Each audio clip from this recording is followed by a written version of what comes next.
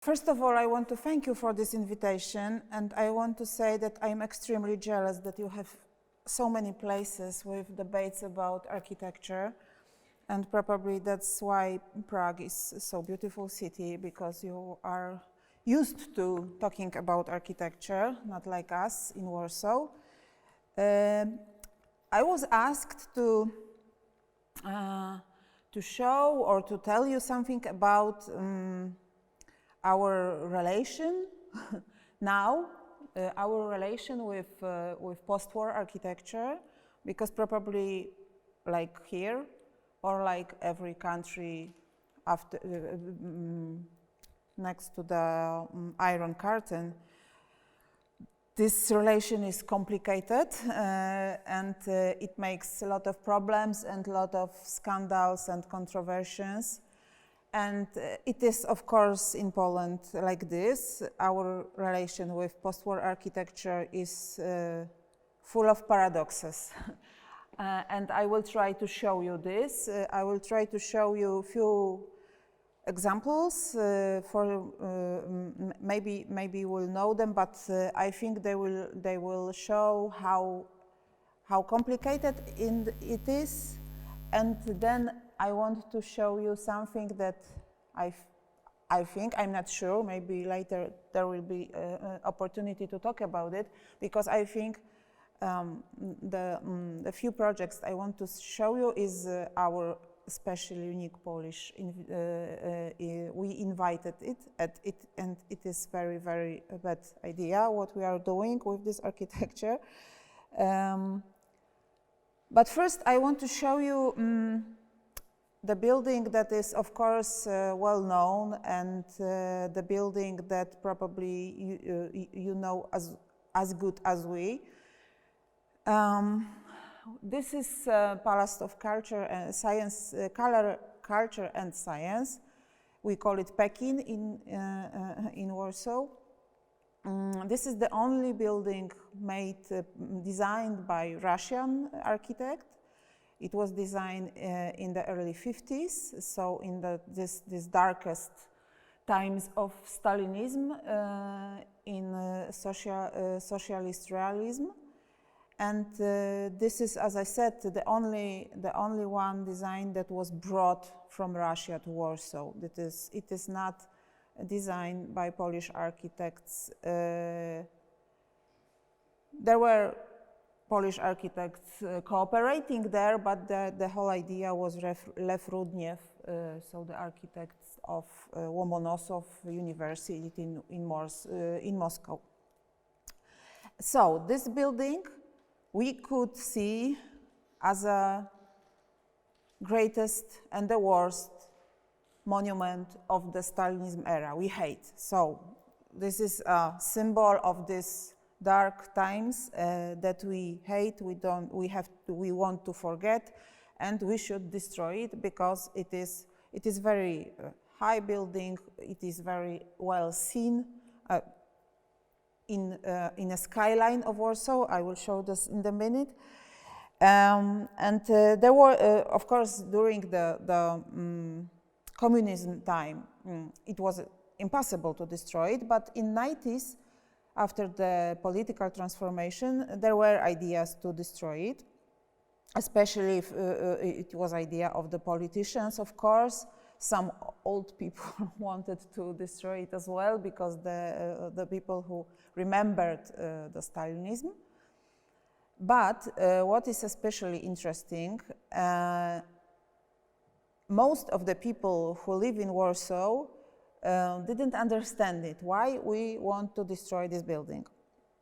Because this building is full of very, very useful functions. And as I put it in the title of my lecture today, I think the secret is, or it is much easier to save the building if you just use it, and it is full of functions that are attractive for many, many, many people. And this is the story of Palace of Culture. There are cinemas, theaters, clubs,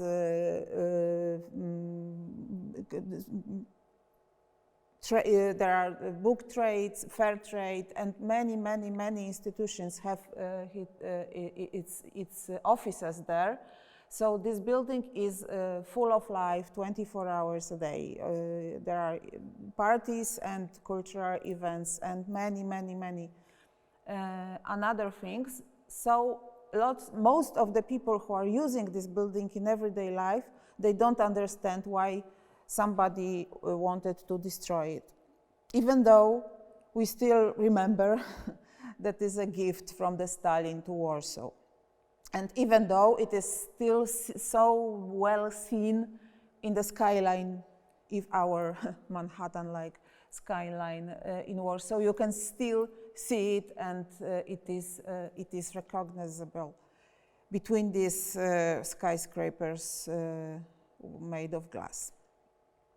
So as I said, this is one of the events, cultural events, next to the Palace of Culture, and you can have even wedding there. So there is really a lot of things you can do inside this building.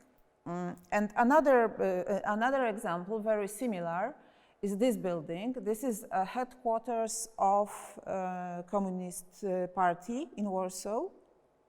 So the headquarters of this regime government, the worst place in Warsaw for many years. For half of the century, it was like fortress. Nobody could came there and could, I don't know, just went to the inside this building. So again, we could hate this building because this is the symbol, this is the monument of this communism regime that we hate so much. But in 90s, the first free Polish government decided to rent this building, to do the commercial rent to the stock exchange. And this was the way to collect money. The money from the rent of this building was collecting to build a library of Warsaw University. This is library of Warsaw, University of Warsaw. That is a postmodern building from the 90s, but it was built with money saved from renting this headquarters of Communist Party. And when the money was collected and the library was built and the headquarters for the stock exchange was built as well, this building became a normal office building. There are firms and businesses and institutions in there. And all the ground floor of this building became one of the most popular places to have a drink in Warsaw. Honestly, I think it is the best place to have a drink in Warsaw during the whole year, because in the summer you can sit outside and you are, as you can see here, you are just in the heart of the Warsaw, of the city center. And during the, for example, autumn, you can go to the courtyard of this building, and there is a little bit warmer, so you can spend the time outside as well during even the bad weather.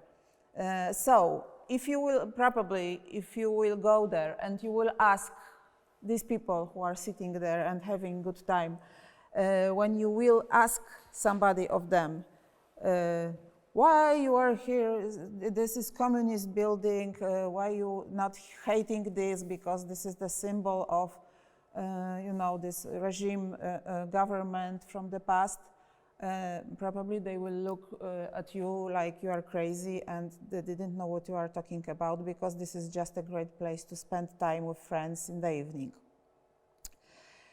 So I think when we are talking about post-war architecture, for many years we were using this argument that we shouldn't preserve this architecture because it is so political, and we don't want to have it in Warsaw because this is the monument of this regime we hate blah, blah, blah. But I think, and these two examples, I think, are showing it the best way. It is not true. I mean, we very easy forgot about this political history, and the only reason, and I'm sure what I'm saying, I think the only reason we are losing these buildings is money. We have problems, of course, in Warsaw with planning and with decisions connected with heritage. We gave almost everything in Warsaw to the private investors, and private investors, of course, don't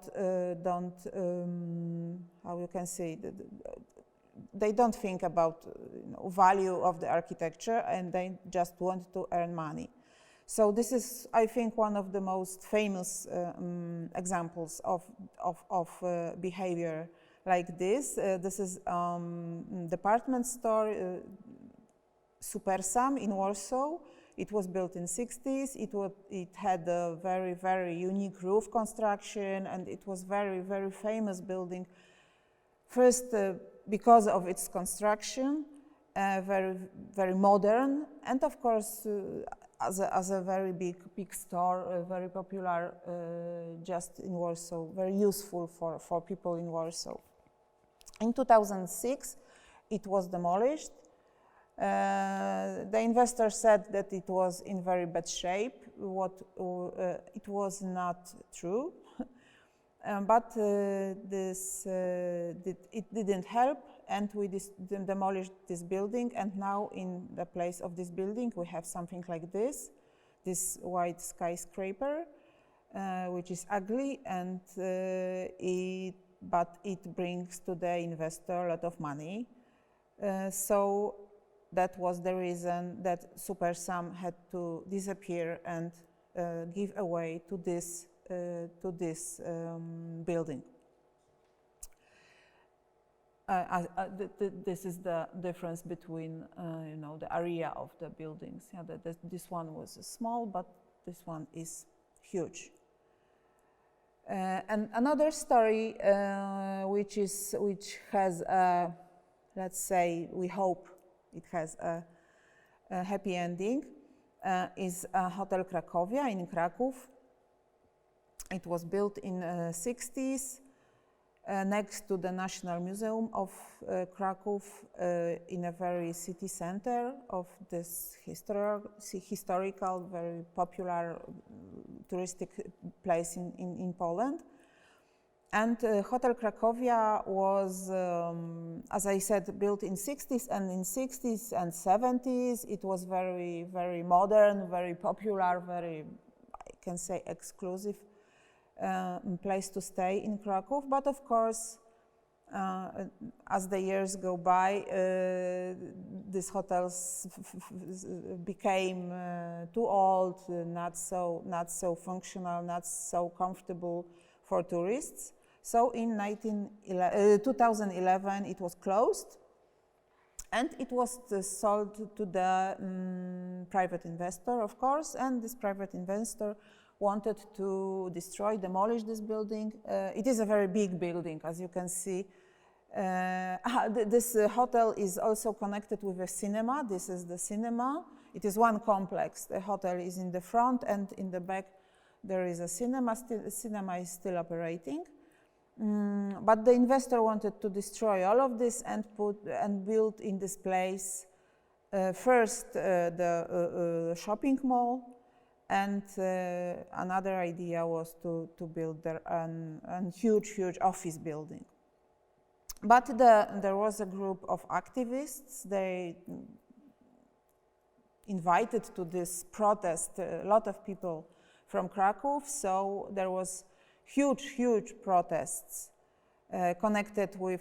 This is the ideas.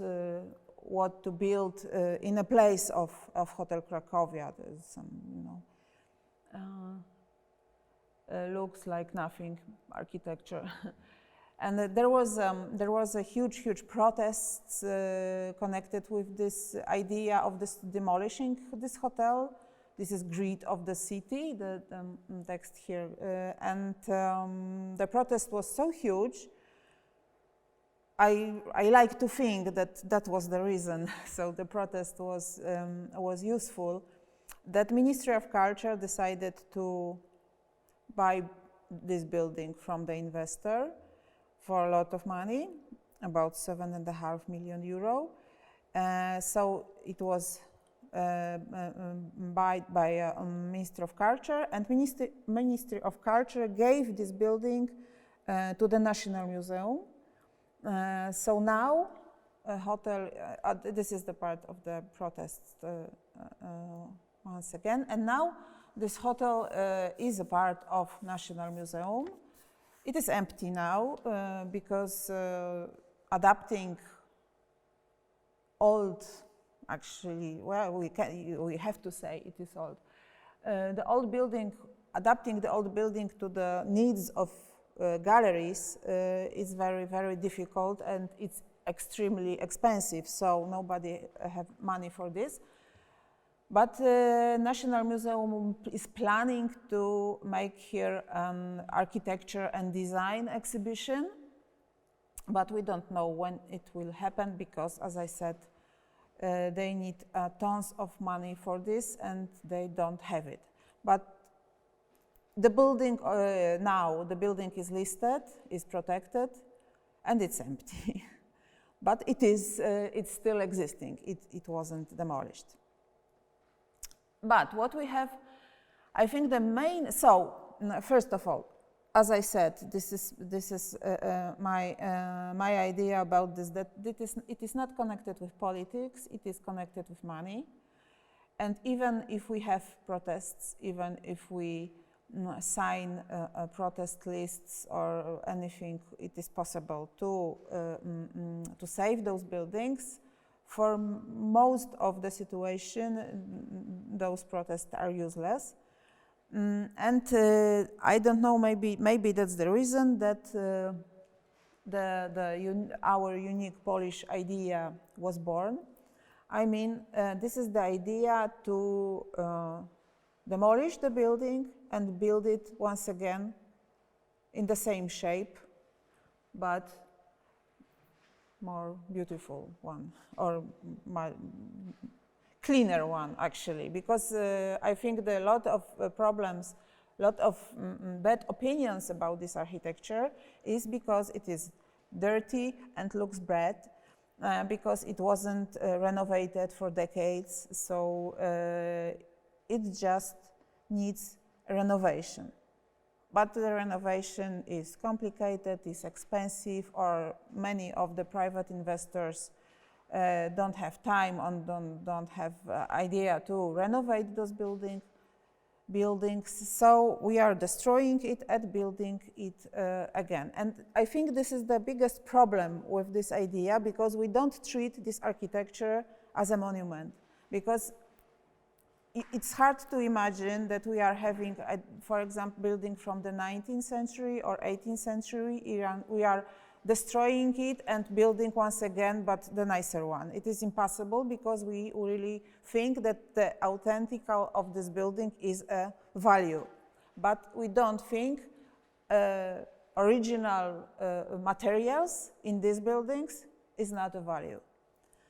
So this is one of these ideas. This is the central department store in Warsaw, in the city center of Warsaw. It was built in the 40s, just after Second World War. It is, I think, the one of not many buildings built just after Second World War in a modern style, because we had this socialist realism very soon after war, and there was so very little time to build something that is so modern. This is building with all the five points of modern architecture by Le Corbusier. All this we all know these 5 points, and it was very modern department store. And about 10 years ago, I think, and this building was just a part of the city center of Warsaw. In this idea that the city of Warsaw, of course, should be very, very modern, full of life, like in New York or something, like in a big city in the center of Europe. So it was very, very popular building in Warsaw. And about 10 years ago, there was the building was bought by a, of course, private investor who wanted to make this building, to change this building to an office building.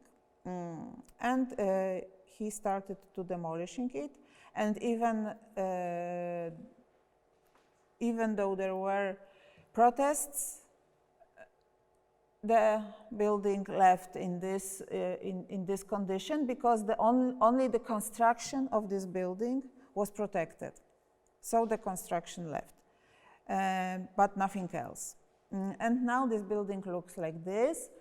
It is very similar, of course, almost the same. But the materials are modern, are new.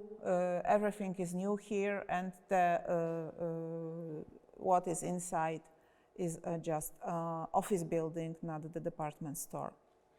So this is the first example of this, and another one is this round building. In this picture, this is Rotunda. This is part of this huge urban complex. This is this is designed by one architect. Very, very huge project in the city center of Warsaw. Here on the left, there is a Palace of Culture. So this is opposite to the Palace of Culture. And this was idea from the end of the 50s, just after collapse of socialist realism, to build a modern, very, very modern, in European style, the city center of Warsaw. So we have skyscrapers with flats. These buildings with glass, it is a shopping center. There is a passage with bars and coffees and so on. And the Rotunda, it was a bank. And this one here on the right, it was an office center. It doesn't exist anymore as well. And Rotunda was extremely popular building in Warsaw. It was main place to meet when you are calling to a friend, and where we will meet to the Rotunda. This is absolutely obvious thing that you will meet there if you are going to somewhere in the city center. So it was very, very popular building with this, of course, recognizable shape. And also about 10 years ago, the bank that was the owner of this building decided to, it wasn't listed, it wasn't protected or anything, like the whole complex. Even though it is one of the best urban design, I think, in Poland, big city urban design. So the bank wanted to demolish this round building and to put in this place something bigger, higher, of course, to earn more money from this. But of course, again, we had lots of protests, lots of petitions, or lots of actions connected with saving this building. This is another from the photo from the past. And bank decided to make an architectural competition for the new idea for the Rotunda. New idea was that we are demolishing it and building once again in the same shape, but newer one, cleaner one, nicer one. So there was this competition. This is the old Rotunda. This is the Rotunda inside. And this is the new old Rotunda. So this is this project that was that won this architectural competition, and I think even a child can see the difference, and everybody see the difference that the new one is there is something wrong with this building, politely to say. Nobody likes this new building. There was idea to make a coffee there. So on the first floor, for a few months there was a coffee. So we thought, okay, maybe we will like this building because it's a nice place to have a coffee there, blah blah blah. But there is no more cafe. There is a bank everywhere and with huge queues, actually, and nothing else, just a bank.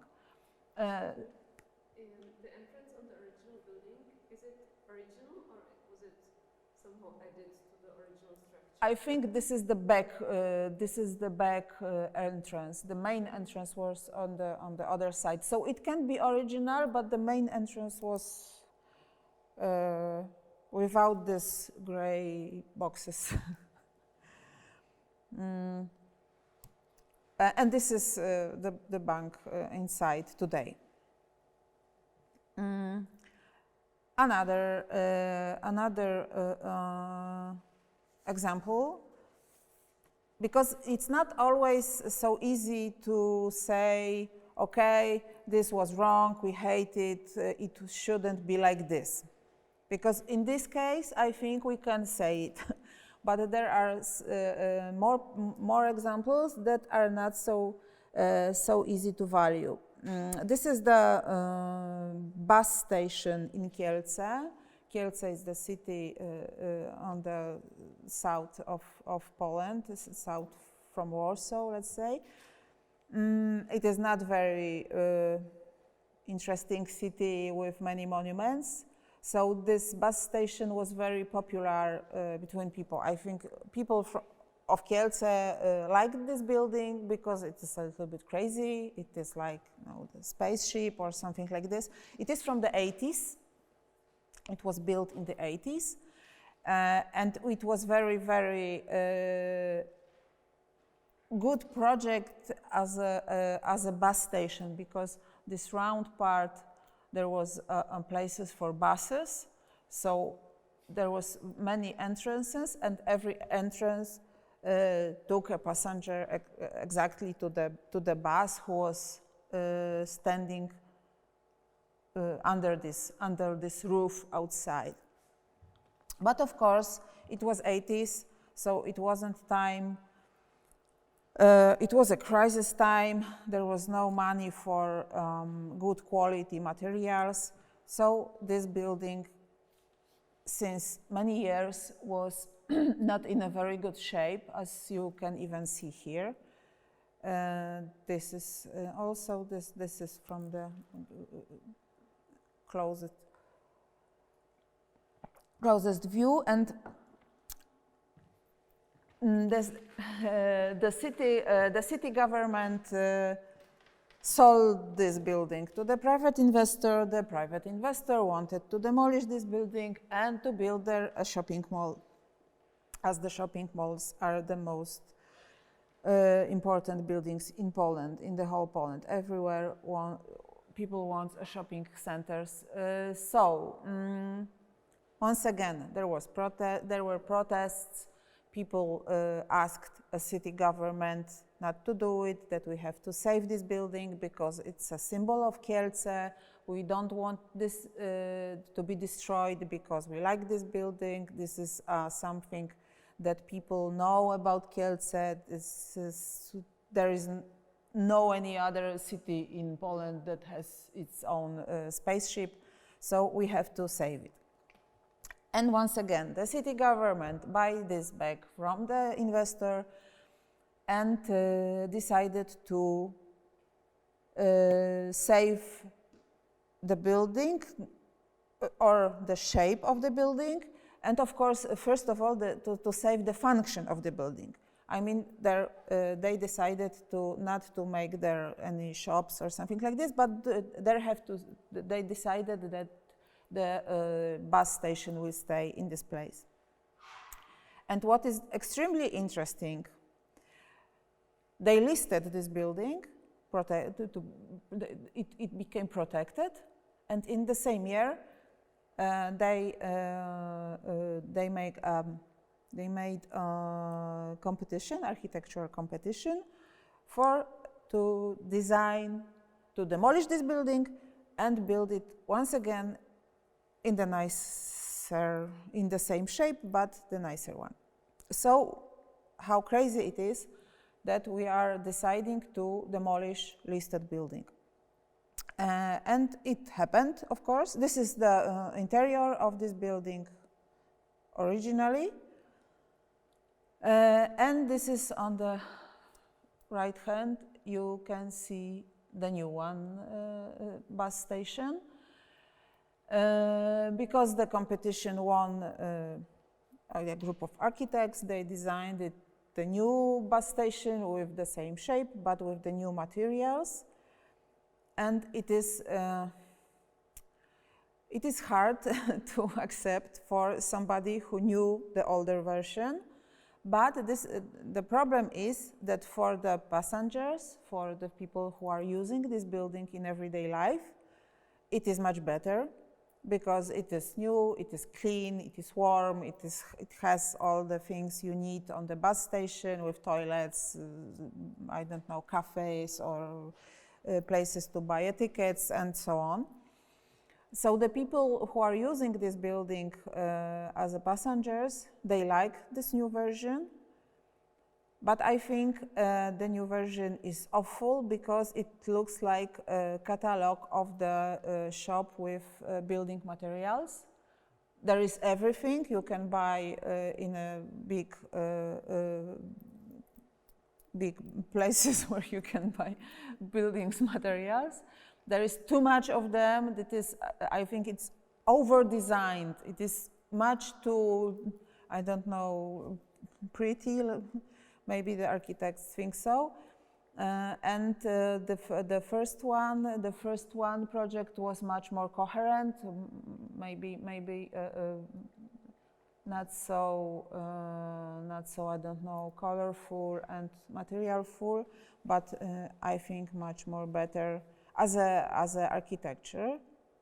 But as I said, the people like this new version of the station. Actually, I don't know if it's still listed because it could be the youngest monument in Poland in this way. And another example, which is even more difficult to value, it's this building.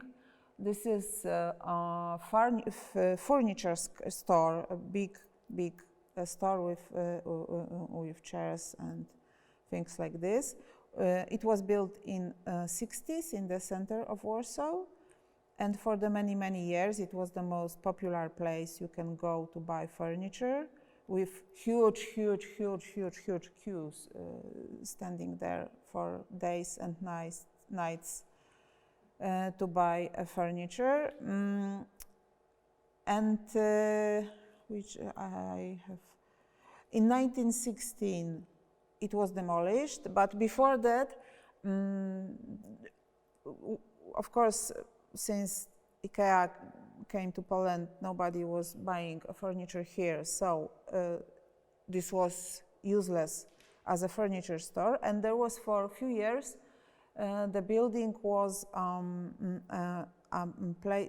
headquarters of the Museum of Modern Art in Warsaw, that still in few years ago they didn't have any place of its own. And it was very great as a museum of modern art because, as you can see, this is completely made of glass with a very open space inside. So it was really great to see modern art inside.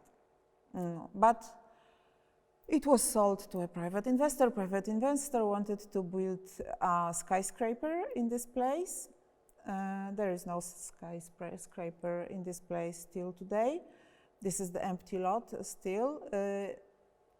this building was demolished in 1916, and there was an idea of director of heritage protection, city of Warsaw. It was his idea to collect the materials, the construction elements of this building, to collect it and build this pavilion in another place. It was a strange idea. Nobody had ideas like this before. But this director of Heritage Protection, City of Warsaw, said this is the only way to save authentic parts of this construction.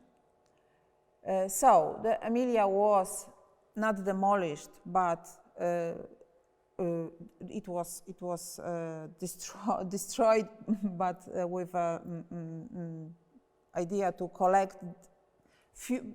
Not all, because it was impossible to save all of it, but the lot of construction elements of this building. And this is another view of this building in this original place. This was how it was demolished. And there is a project, there was a competition, and there was a project to build this pavilion in another place, very close to the place it was standing originally, next to the Palace of Culture. You can see a little part of the Palace of Culture. So there is an idea that we will build this building once again with the same parts, with these original, authentic parts of the construction next to the Palace of Culture, and we will make there some winter garden with places to meet, with places to cultural events or something like this, and it will be running by the city, so the city will be responsible for the program of this building. There is this project how it should look like when it will happen, but it's still not happening, and this is how Emilia looks like now. It is stored, it is lying in the parking lot of one of the parking lots in Warsaw, and it looks like this, so everybody can go and touch the original parts of this construction, but it is still waiting for the better times. So it took many years, it's lying there for many years. So everybody is having fun of this, how stupid was this idea, but once again, we still discuss it because we still believe it was the only chance to save these authentic parts of this construction and not to make these completely new buildings, as I showed you before, as it was done in Kielce or in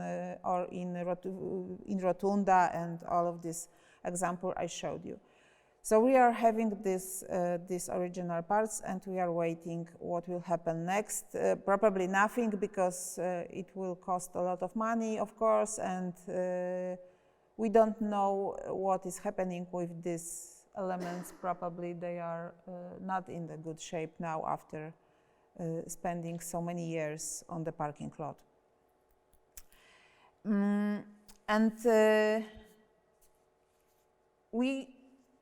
I think the worst thing that happened to the Polish cities after 1989 and in the 90s, when we were becoming capitalist country, and after this political and economical transformation, the worst thing was that we gave all the decisions connected with city planning to the private investors.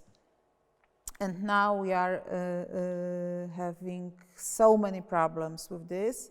The biggest is that we don't have any flats that young people can buy or can rent, because the prices are so high that if only very, very rich people can buy a flat in Warsaw or any big city in Poland.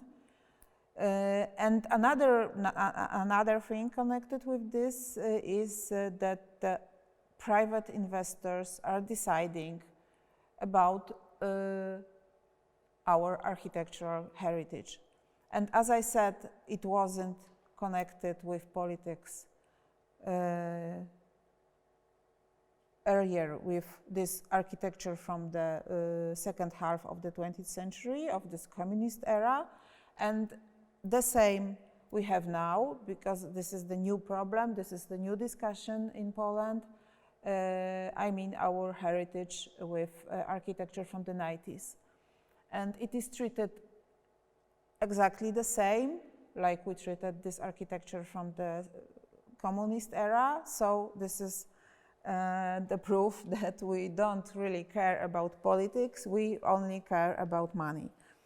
And on the left side, we see this is a department store Solpol in Wrocław. It was, I think, and it's of course not only my opinion, best example of postmodern architecture in Poland.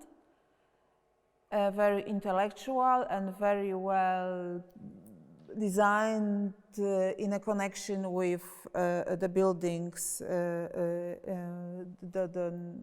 next to building that was the buildings that are standing next to it. It is not very easy to accept architecture, maybe, but it was absolutely the symbol, the best symbol of postmodern architecture in Poland. It is demolished now, and we will have, in this place, we will have this luxury apartment building, which is, as you can see. And the next, another example is this office building in city of Warsaw. This is atrium, part of the huge complex. As you can see, this line of buildings that was one coherent design with about 5 office buildings standing next to each other. And this first one is not existing anymore, and nobody was thinking that it is a part of a complex, because another one are still standing, but of course we don't know how long. But the first one was demolished last year, I think, and we will have this in this place soon, because I think it is already built. So we have the same problem with architecture from the 90s. So I think the one and only and the main reason that we are not protecting this heritage is money, and that we don't know how, or we don't want to protect it, and we just giving it to the private investors, and they don't care about architecture, of course, because they care only about earning money, what is obvious, and it is normal. But I think the city government or any other institution, public institution, should think something about it, but we don't have any, I don't know, seeing future planning for the city. We are just thinking about spots, and okay, let's sell this spot to the private investor, and it will be great, and we will have another beautiful glass tower, and it will be modern, and we will be like Manhattan, or I don't know what. But these buildings are not very interesting as an architecture. They are interesting only as investments, business investments, and we are losing even this coherent complexes. Of course, made in 90s, we still have problems with accepting this time. We are ashamed of it, maybe a little bit, but it's still, as well as the communist era, it is as well the time we lived, and we have monuments from this period. And for the as the last part of my this speak here, I wanted to show you another group of buildings that is now most of them is in very good shape. It is not rebuilt. It is not.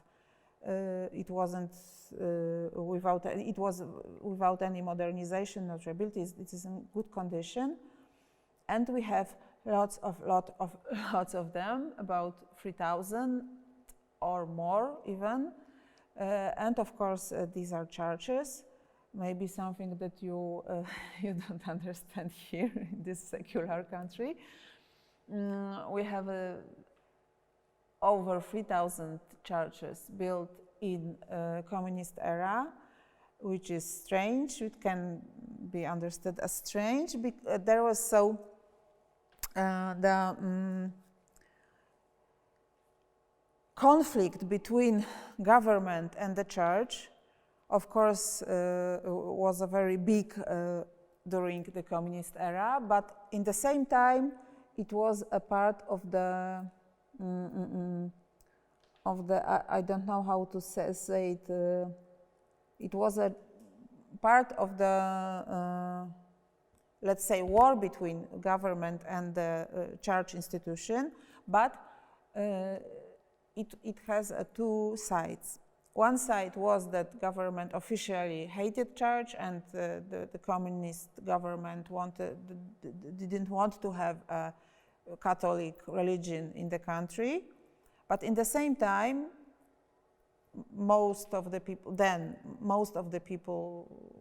was naming them as Catholics. So there was a very, very big need for new churches. Poland is a Catholic country, unfortunately, and we need that lot of churches. So the government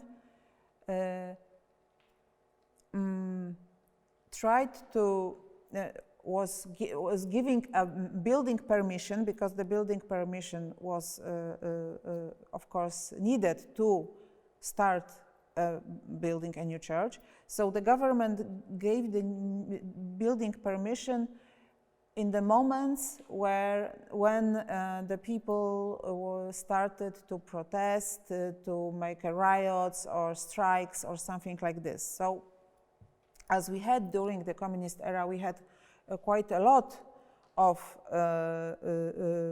riots, let's say. So we have a lot of churches because the government gave this, in this situation, the government gave these permissions just to calm down the people, because they was thinking, sometimes it was right, that the people stopped to protest and will take part in the building of churches. And another very important element of this situation is that churches was building a church or designing of church was completely outside this standardization or prefabrication of all the rules that government put it on any other part of the building industry. So architects wanted to design churches because it was the only opportunity to design something a little bit crazy, maybe a little bit different than housing blocks or offices or just buildings with prefabricated elements. So that's why I think the secular architecture, post-war secular architecture in Poland is the most interesting thing and unique thing that happened in my country after the Second World War, because there is no two similar churches. Lots of them are extremely ugly or are extremely strange and very, very difficult to accept. But in the same time, there is a lot of buildings that are very, very unique, very interesting as a construction, very interesting as a modern seeing the sacral idea, sacral place to, I don't know, to pray and so on. And as the Poland is fastest secularizing population in the world, I think in a few years maybe we will have to talk about this heritage as well. We are not talking about it now. We are discussing the shapes of these buildings. As you can see here, there's a lot of shapes. But we are not discussing yet that probably soon we will need no more churches, or not so many churches as we have now. So there it will be a heritage in danger, the new heritage in danger. Not the, as we talked like this, we talked about these post-war buildings, public buildings, and probably soon we will have to talk about the future of the churches, and it will be very, very difficult discussion because I think it's extremely difficult to find a new function for buildings like this, or like this, or like this, some industrial, this, like this. This is in Krakow. This is in Krakow as well. This is a huge building, as you can see with this, maybe this car. This one is huge as well. And like this, as I said, every church is different. Every church is extremely unique. And we are still don't know what will happen soon with it. In this postmodern one as well, this is the same designer who designed this university library, as I showed you before. And this is what's the name? This is my Instagram, because I'm collecting the photos of Polish church, post-war churches. I'm inviting you to see. There are only photos, and I think this is as I said, this is the most interesting thing that happened in Polish architecture after Second World War, because it is unique and nobody else has something like this. It is not similar to anything. So after the discussion about saving post-war public architecture, we lost some of them. Now we are protecting some of them. We are having a new one as well.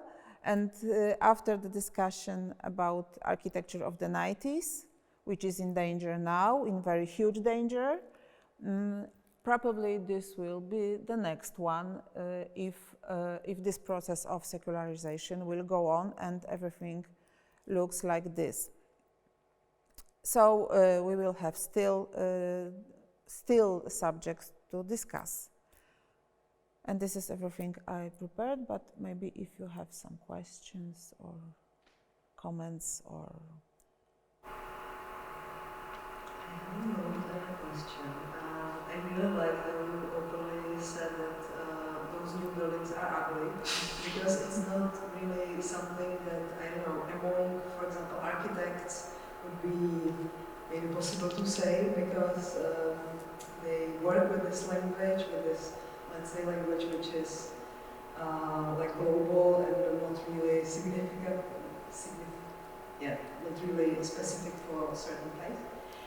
And yeah, so I think it's like this really direct link between people understanding value of the building and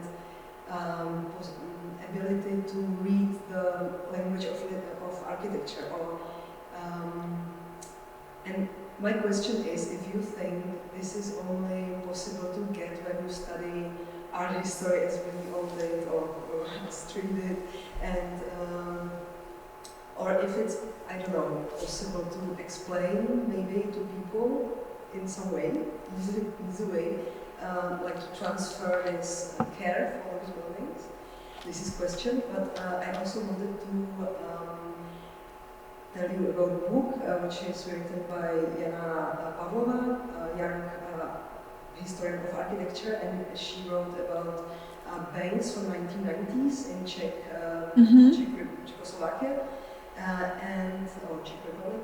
And it's really interesting because her motivation to start research, like this really long research, and like finish with this like nice book, was that when she went to those buildings, and they were serving as banks in 1990s, most of them, she would experience this like real experience, because the postmodern architecture is full of those, I don't know, it's really different types of it, but you have colors, you have different art inside and so on. And she couldn't really experience this in contemporary architecture maybe, or like on like this modernist maybe architecture, or different types of architecture she have experience with. So this was the motivation to really go and move in archives to make interviews with architects, because she was aware that there is danger towards this architecture, because we have the same stories you also spoke about, that there would be like some investor coming, everything is in private hands, so they would of course want to So the interiors of these banks are original now, still original? Yeah, we have still some. Okay. But many of them are like falling apart because they are just abandoned, empty, or they changed function, so maybe the interior decoration is really changed. But we have quite some, so I just wanted to maybe recommend to see it, even if it's in Czech, just, but like there are beautiful pictures of all those interesting ones. In Czech Republic, I don't know if this is still the case, but for a very long time, if you were building a building, you need to spend a portion of your budget on art. So this is why in a lot of banks there are beautiful sculptures. But in the 90s? In the 90s, yeah. Okay. I don't think it still functions. So quite a lot of sculptures here in Czech Republic actually became famous because, or maybe not rich, but they were able to live because they were just doing some sculptures. Okay, that's very interesting, because I think we had this law in the communist era, but not in the 90s. In the 90s, I don't remember now if it was 4% or 5%, but okay.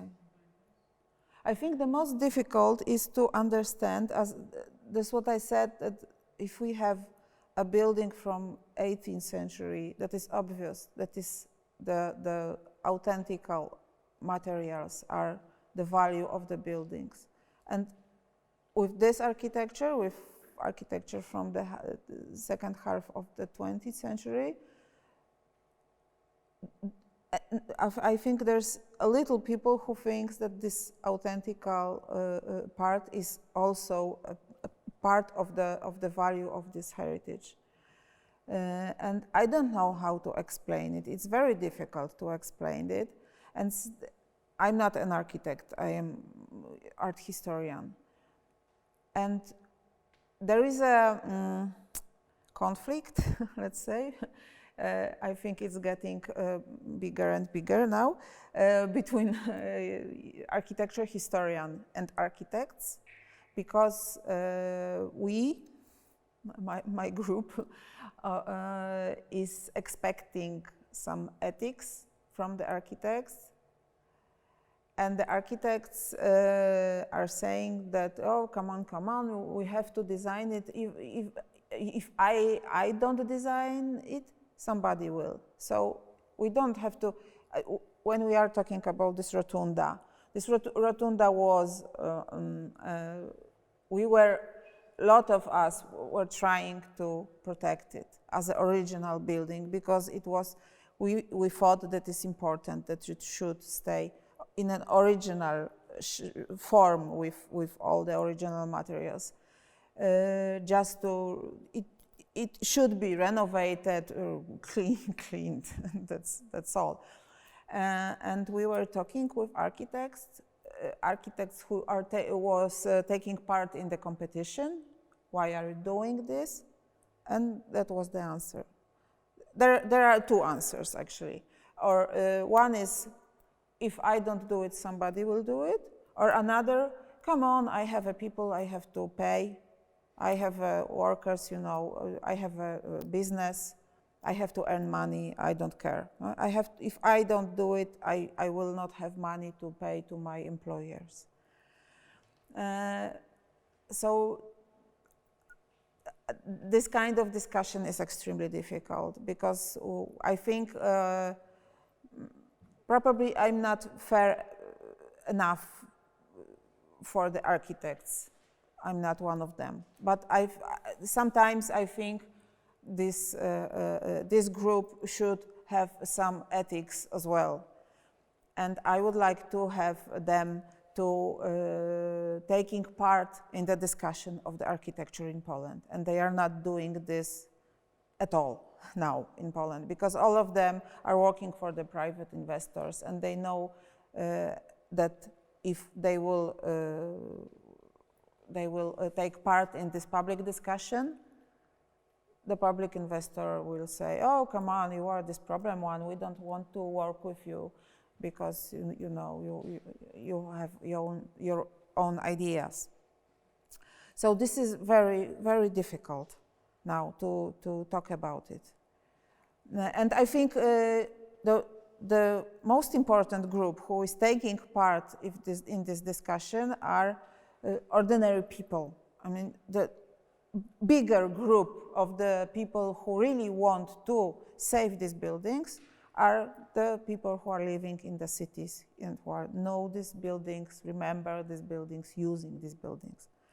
And not the government, the city government, not the architects, but just the ordinary people. And they are trying what they can to save many of these buildings.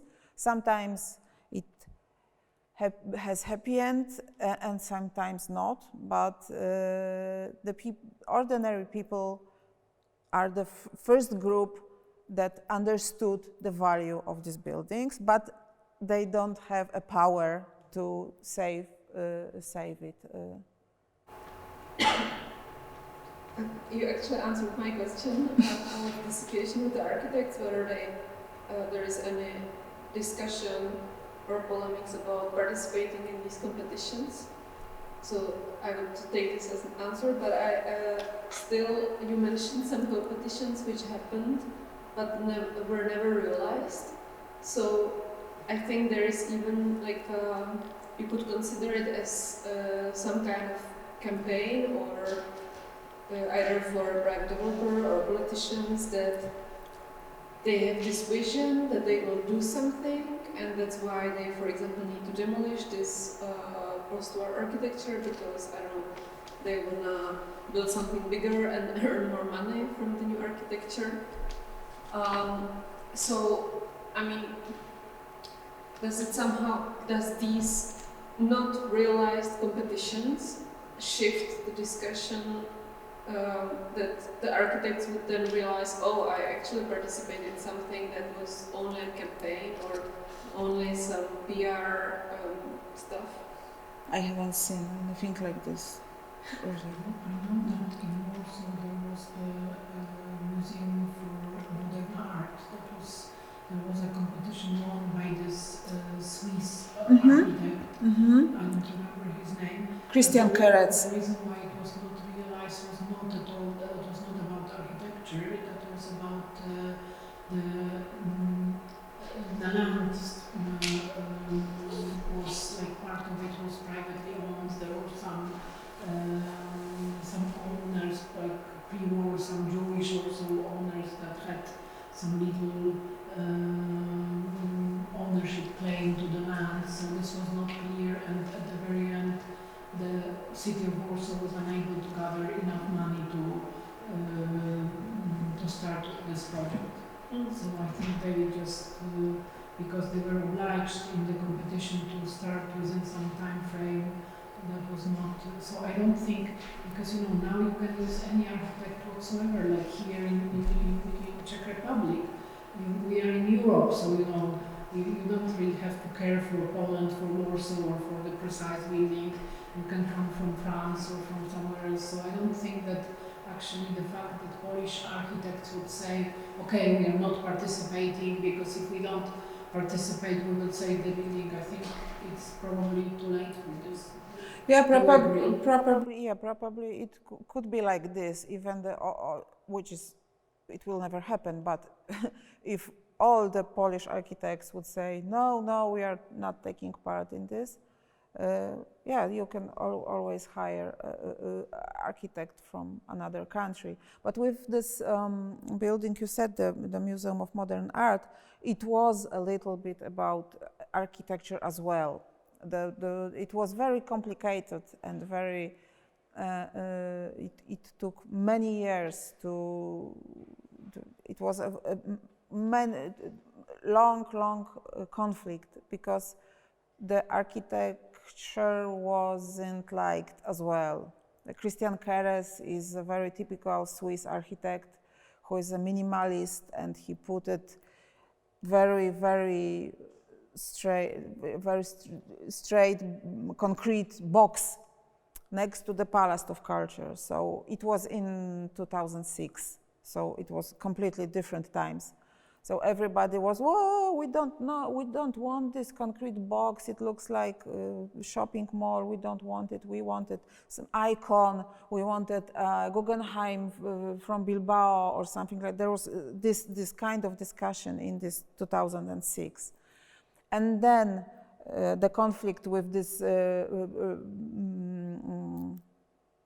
lots, with this private ownership of the ground started, and then there was a president of Warsaw who couldn't communicate with Christian Keres. There was so many conflicts and so many very bad things happening about it.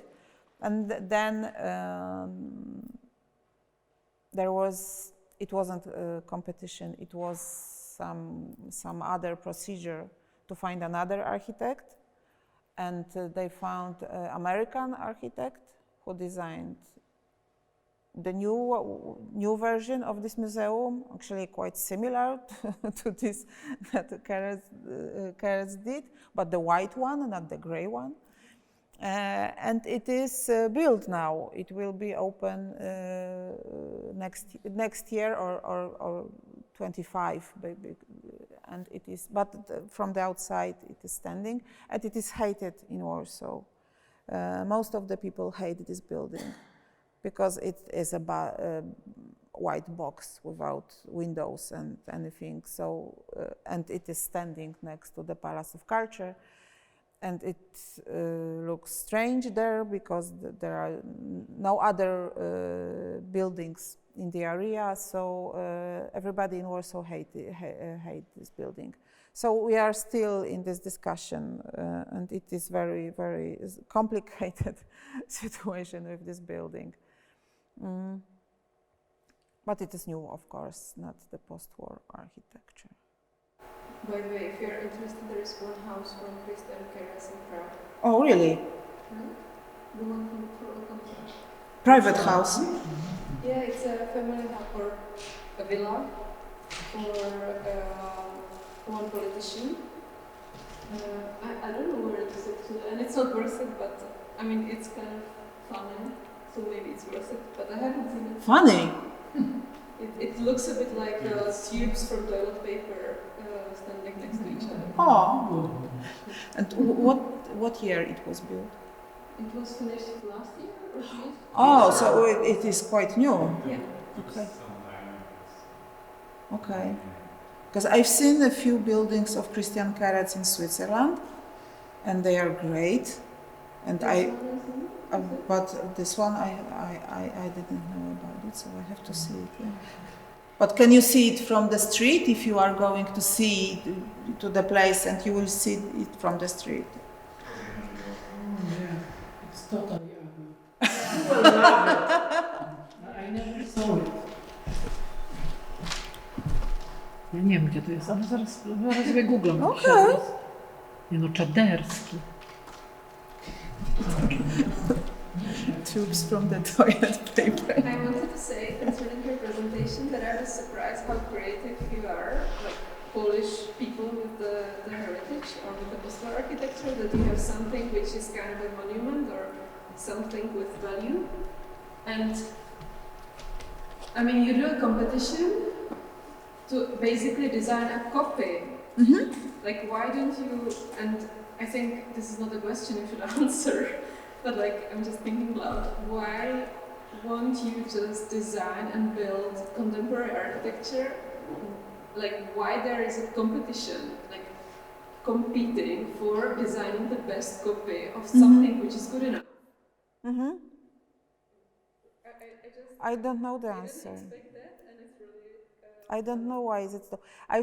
Sometimes not maybe not in the all of the examples, but I think sometimes it is just a way to close the mouth of the activists who are defending these buildings. That It's the worst solution. Like, yes, it is. Yeah, yeah, and it is very dangerous because it gives the impression that we are protecting these buildings. This is the way of protecting. So this is completely crazy because it is something different than that protecting. And the people think, oh, okay, this is like, come on, this is almost the same, yeah. So we can accept it. We are still having this bus station in Kielce, which looks like a flying saucer. So it's fine. It's a new one. It's clean. It's better. So it's better, but in this. It is the same. So we are protecting this building. This is crazy. It shouldn't be like this. And I really, maybe you've heard about similar decisions in other countries, but I haven't. I think this is the really, really only Polish idea to make something like this. And I have no idea why we are making this. Because, and also what I wanted to, maybe not another question. So the paragraphs you sent us about the lecture was like how the public opinion on this architecture was evolving in Poland, and it basically ends with like, and now there are many publications, it's popular, and it's kind of protected. So I thought that you will kind of tell the story, but the whole presentation was still very depressing. Like, what's the good? I'm sorry, we are Polish people. We are always depressing. We can't be different. Where is the good ending about protecting it and the books? Well, I think because of course I showed you only few examples. There are not so famous buildings, small buildings in small cities that this discussion, these books, this walks through the cities, because, for example, walks through the cities with a guide who are showing the best or the most interesting buildings, sometimes new, sometimes old. They are extremely, extremely popular. There are dozens of people who are taking part in these walks, even in small cities. So the people are really getting more and more interested in architecture just next to them, in the small cities. And if you will take a small city where is I don't know, some pavilion, modern pavilion from the 60s or something like this, there is really, really for example, 20 years ago, nobody would take care about this. It wasn't completely not important for the people. And now there's dozens of people who are trying to save this building, even if it's not a great example of modern architecture. It's just an ordinary building in the small city. For example, there was in Puławy. This is a small industrial city in the southeast of Poland, and there was some kind of cultural building, not very great, just from the 60s. And half of the city was trying to protect it. It was demolished, but people are really, really much more interested in this. And as I said, ordinary people know that it is value, that this architecture is, has its value and is part of the city that should be protected. But it is too early for understanding it for people who are making decisions. So we are still waiting for this next level when the people who are making decisions will understand it. There is a one, I think still only one, big company who is operating now, and it's getting more and more popular because they are the only thing they are doing, they are buying old buildings and they are renovating it, sometimes changing the function because it is needed, because for example they buy an old factory, so it is not needed as a factory, but for example they are making a hotel there or a cultural center or a shopping center or anything, but they are really trying to save as much of this original building is it possible. And they started with, as I said, this industrial heritage. They bought some industrial buildings, but now, since a few years, they are buying modern, post-war modern buildings, especially, what is the name of this? Holiday houses or places like this. We had lots of very good modern architecture in the mountains or next to the sea, which was for the workers from the industry to spend a holiday there. And they are buying this and they are changing it to hotels with very much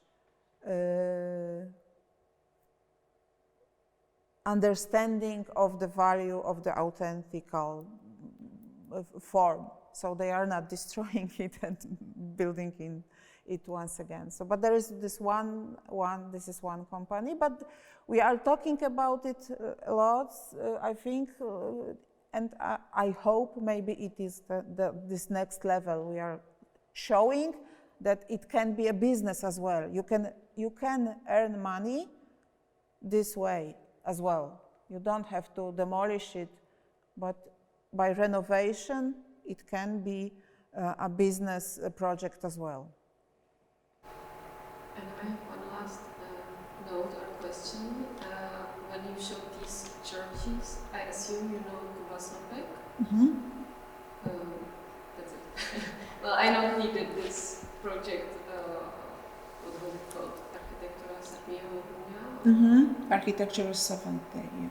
And it was edited in English as well, so yeah. There is an English version of this book. He was once in Prague presenting it. So yes, we have this one book about this kind of architecture, but the Kubasnopek book is more about social, less about architecture as architecture, just, but this as a special social phenomenon, because it was a phenomenon. I just understood that he might have been the first one, or like his team might have been the first Yeah. one who actually mapped Yes, all of the he was. buildings. So Yes. now you have at least some data. Yes, he Like did. what Yeah. was or what is currently. And it was very difficult to do it because even the institution of Polish Church, it doesn't have exactly maps with all the churches, or probably this is much more right, that they don't want to show it. The cooperation with Polish Church, as you can imagine, probably is very, very difficult. So most of the things you have to make by yourself. And visiting these churches is extremely difficult because most of them are closed. So they are opening, they are functioning as churches, but they are closed. I think it's another paradox of Polish society that we are still thinking about ourselves as Catholics, but we are opening churches only on Sundays, where is the mass, and during the week, all of them or most of them are closed. So Sunday becomes your working day because then you go through Poland and. Sometimes, yeah. Yeah, because it's the only opportunity to get inside. And of course, I don't want to do it during the mass, so I have to wait outside. For example, this one made me sick. As you can see, this is the middle of the winter, and I was waiting for the mass will finish. And it was about, I don't know, -20 or something like this. It was extremely cold, and I was waiting outside till people leave and to get inside to see the interior of this building. I think this is one of the best churches in Poland from all of them. This is in Kalisz, city of Kalisz. And this is actually a quite interesting history because this was designed in 1958 by two very, very young architects, and it was built in 80s and finished in 90s. Because for many of the churches, it took so many years to build it because the government tried to stop